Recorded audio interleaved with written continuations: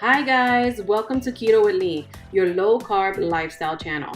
I am your host Sonia Lee, and today we are making shortbread cookies. They are keto and they are low carb. We're gonna make them with walnuts and without walnuts. You can make them with pecans, however you say it. You're gonna love it. Now, if you're new to my channel, please subscribe and hit the notification bell. That way you're notified when I post a new recipe and when I go live while I cook for my family. I also want you guys to visit my website at www.ketowithlee.us for the full recipe along with the macros.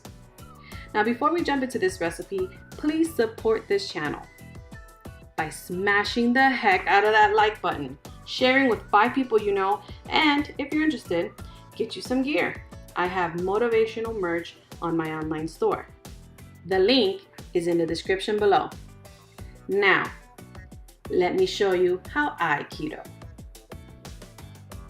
Alright guys, so to get started, we're going to take our stick of butter. I chopped it up like this into, tablespoons. And we melted it. No, always use a microwavable bowl, guys.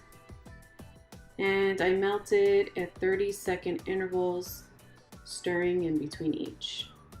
Next, we're going to take our 1/4 cup of swerve and we're going to put it in here. And as I mentioned before, I like to, warm up that sugar, the sugar substitute, any sugar substitute that you use, because it takes away the cooling effect. It really helps with that. Now, you might have very little of it, but it's not as strong as when you just put the sugar substitute with the flour mixture instead. So this helps substantially to eliminate that.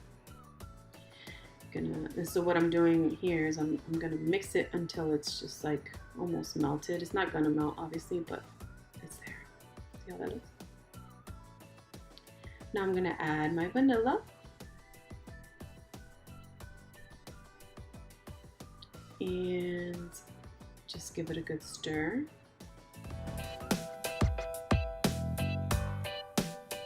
And that's how it should look.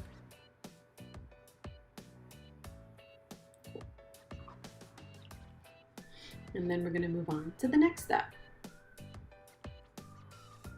Now here's the almond flour, and I always say to do this. You can use one of those sifters for the flour, but this works perfectly to get those little lumps out.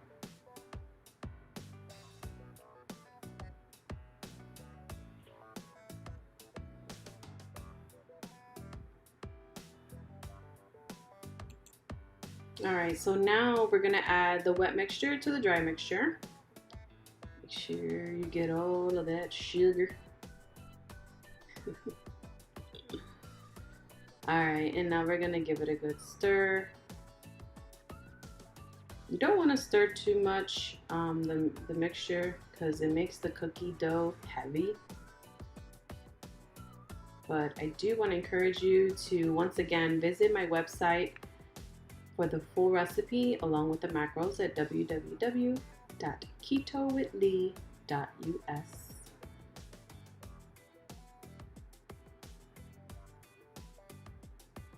Okay, that's looking really good. Now, like I said in the beginning, we're gonna do some with walnuts and some without, because see that that's how it looks right there. It looks great. It is a runny mixture, sort of. Now, here I'm dividing it in half because my 3-year-old Jaden does not like nuts. He's not allergic, however, he doesn't like them. So at this point, you're free to add whatever you want to the mixture. I went ahead and chopped the nuts up and I put them in this mixture. The other half I'm gonna leave plain. And as I mentioned, I always encourage you guys to play with the recipes, go ahead and add something if you like, if you don't like the walnuts and you prefer almonds, do something like that. See that? That's your dough. And this is the plain one. And now we have our lined baking sheet, and I'm taking 1 teaspoon. It is a heaping teaspoon, and we're gonna roll it into balls. Just like that. And you want to put them 2 inches apart at least, because they do spread out. So I just use my 2 fingers as a guide. There you go, just like that.